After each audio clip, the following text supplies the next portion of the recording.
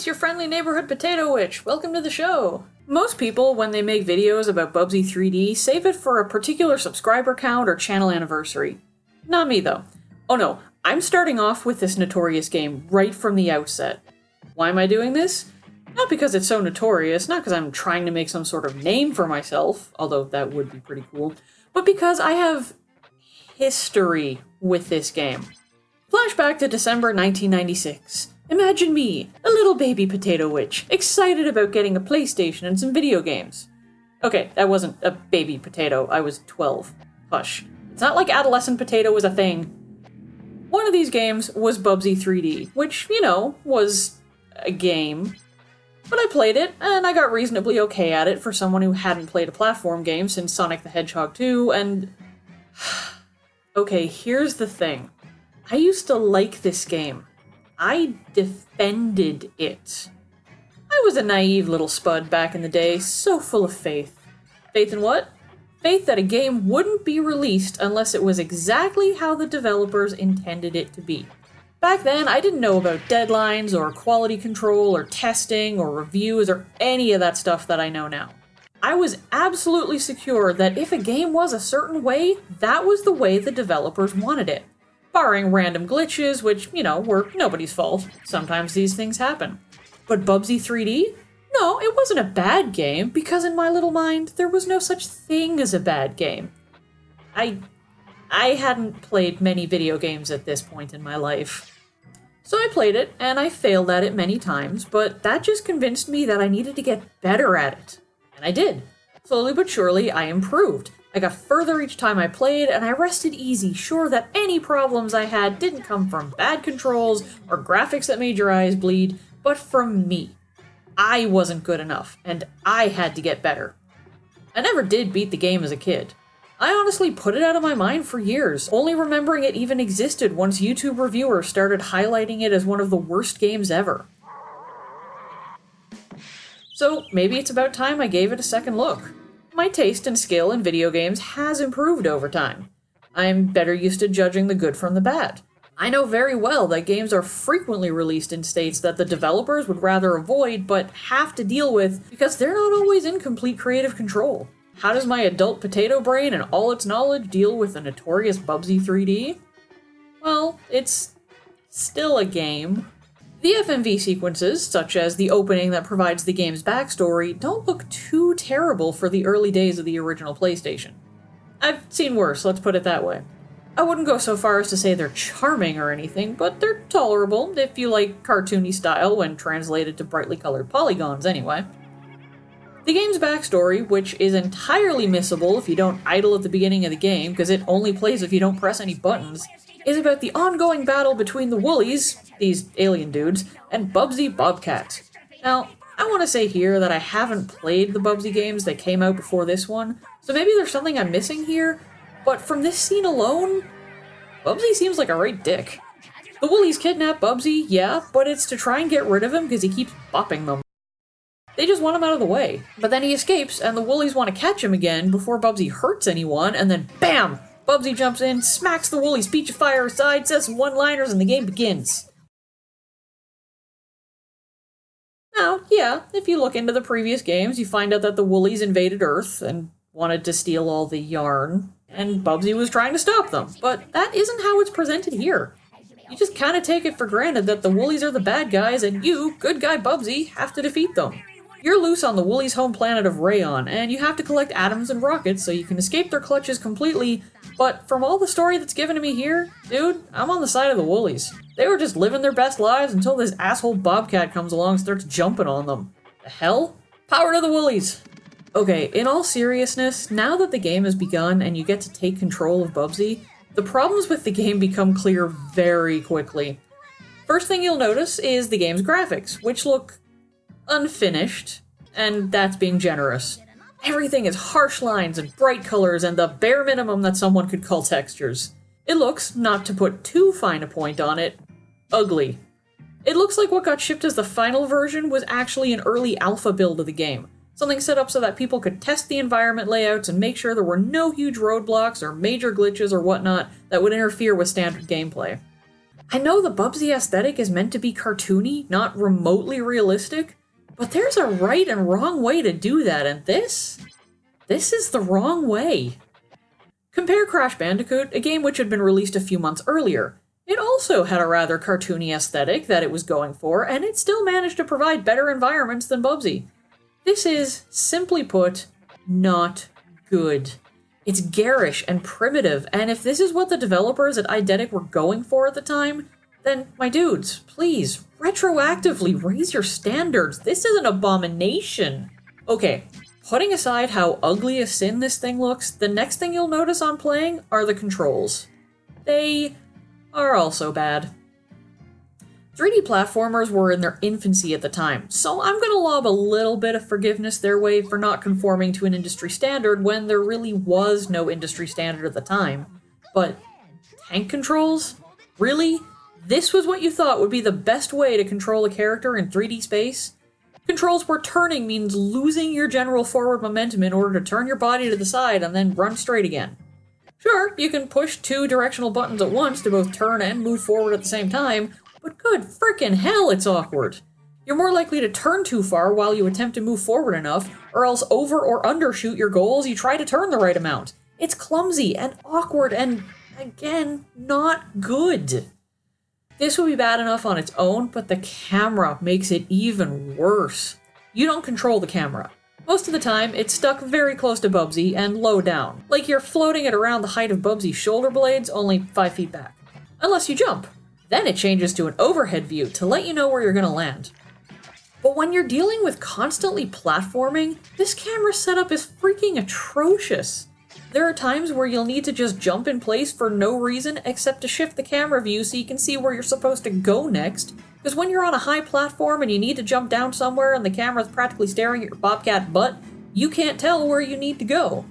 Even jumping for a better vantage point might not tell you that much, though, because the lack of decent textures and environmental cues mean that judging distance can be ridiculously difficult. Would having a mostly overhead view have been so difficult to program? That alone could have made this game so much more bearable. It wouldn't fix the other problems, but it would at least fix this one. And given that Bubsy has a limited number of lives and a limited number of hits per life, and the fact that the game uses the extremely irritating password system to return the levels if you come back to the game after taking a break, there's just so much frustration adding up and up and up. You see this face? This face right here? This is my exact expression after trying and failing to make it onto that platform multiple times, only to finally make it and then accidentally slide off the freaking end. Aside from general complaints about the controls, I have 2 kinda specific ones I want to talk about. 1, Bubsy's glide ability. Pressing triangle lets you glide, so you can get a little extra distance after a jump, or float on the circulated air made by fans, or this boss's attacks. But you can't glide if you're already jumping. No, you have to have your furry little feet planted on the ground, and the glide button will give you a little hop to get you started, but seriously? This is the most counterintuitive way to glide. Why can't I start gliding partway through a jump? Doing so can literally mean the difference between losing a life and landing where you mean to. Think you can make the jump, but it turns out the platform's just a little too far away? Sucks to be you, my friend, because you should have known that in advance so you could glide instead of jumping. Have fun drowning in the deep water now. 2, when you're standing still, pressing left or right turns your body. When you're jumping or gliding, it actually moves Bubsy left or right. Like, the whole model. This actually gives you greater control over the character, meaning if you can stand the vertigo that comes with constant camera angle shifts, you will have an easier time killing enemy woolies if you just jump near them and then make minute changes as he's falling. It actually gives you greater accuracy. But more than that, it shows that it was absolutely possible to set the control so that pressing left or right moves the whole character and not just the way he's facing. So why wasn't this done for the whole game? I don't know. I legitimately have no idea. I used to defend this game. Anyway, back to it. The goal of Bubsy 3D is to get through each of the levels while avoiding getting hurt, naturally, and collecting rockets, of which there are 2 per level. These rockets combine to make rocket parts, I guess, at least according to a blueprint you get at the end of each level, and Bubsy needs them to escape from Planet Rayon. There are also atoms to collect, and getting 100 gives you an extra life. Standard stuff that, nothing too fantastic or trend-setting here.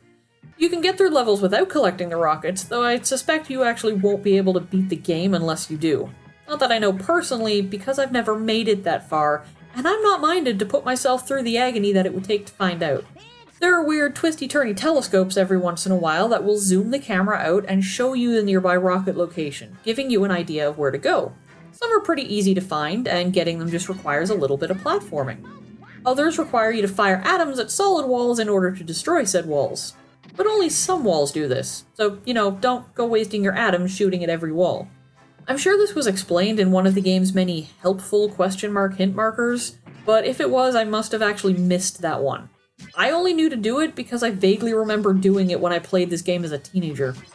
Like I said, I never made it to the end of the game. I only made it as far as the first boss, sadly, before I ran out of lives to live and shits to give and just gave up playing. The boss itself is a pain in the tuchus that's never fully explained. He's on a floating platform, firing laser explosions at you, and you have to glide on the glowing patches they make. Remember not to jump first, or you won't be able to glide because Bubsy logic. And get enough height, and then fall and bop him on the head. Only have fun doing that with the lousy-ass camera and the general lack of distance indicators. This isn't actually explained to you, by the way. You're just thrown into a boss fight and left to figure it out by yourself. There weren't any glowy heated glide spots in any other level, so it's not like you even have that as a context cue.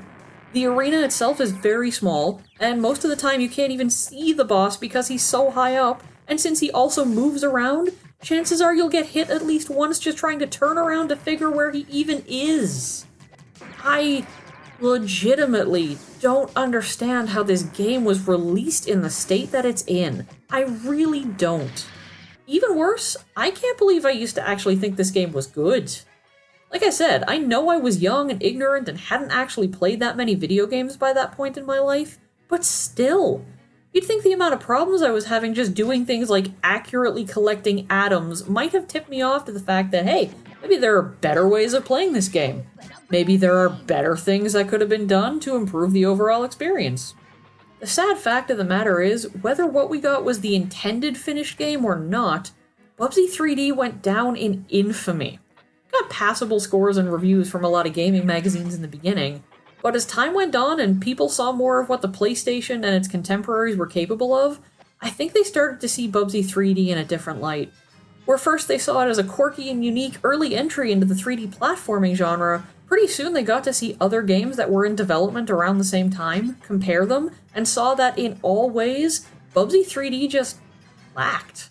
It lacked polish, it lacked appeal, and it lacked endurance. They saw other games, realized what Bubsy 3D could have been, and just wasn't, and opinions started to shift. These days, Bubsy 3D is that game that people play to say they've played it. It's something of a rite of passage, especially amongst YouTube gamers. We can stand back and go, yeah, I played that. It was as bad as everyone said it was.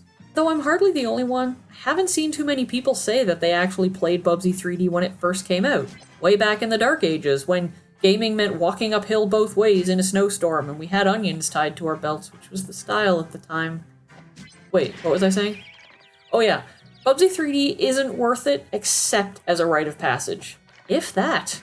Its infamy is warranted, sure, but at this point it's gone from so bad I have to try it to everyone's done this so I probably should too. I figure it was internet hype about how bad Bubsy 3D is that led to the development of the Woolly Strike Back, and the morbid curiosity surrounding that which led to the announcement of Paws on Fire. So at this point, we're our own worst enemies when it comes to the Bubsy series. I think it deserves to quietly die the death it should have done all those years ago, a forgotten example that we no longer need because we're so far beyond it, and more than ever, it is utterly irrelevant. And yes, I realize the irony of doing an entire video on this game just to conclude it with, hey, maybe we should stop doing videos on this game. But I really do think we need to let it lie. I played it again and made this video to show to myself, if nothing else, how far I've come in terms of my ability to recognize good from bad, quality from trash, and to show myself that yes, it really is as poor as other people said, and no amount of nostalgia defense can save it. It could have been worse, but it also so easily could have been better, and I see that clearly now where I didn't when I was young. The experience of Bubsy 3D, I think, is weirdly kind of a metaphor for growing up. Hear me out. It's clunky, it's awkward, it's notorious for so many reasons. And even if it may have seemed fun from the beginning, it's hard to look back on it with adult eyes and see it for anything but the train wreck that it truly is. Bubsy 3D is that feeling of you can't go home again. This was supposed to be a groundbreaking game, a unique thing that could stand on its own amid the other emerging games in the 3D platforming genre. And now, it's just an embarrassment. It's that memory that comes to us in the middle of the night and makes us flinch because, good God, did we really do that when we were young? How stupid we were, we think, as we look back with more experienced eyes. How we thought we were cool. Yeah. And now that I'm done proving what a melodramatic old fogey I am, I'll see myself out. I have better games to play now, thankfully, and I intend to appreciate that.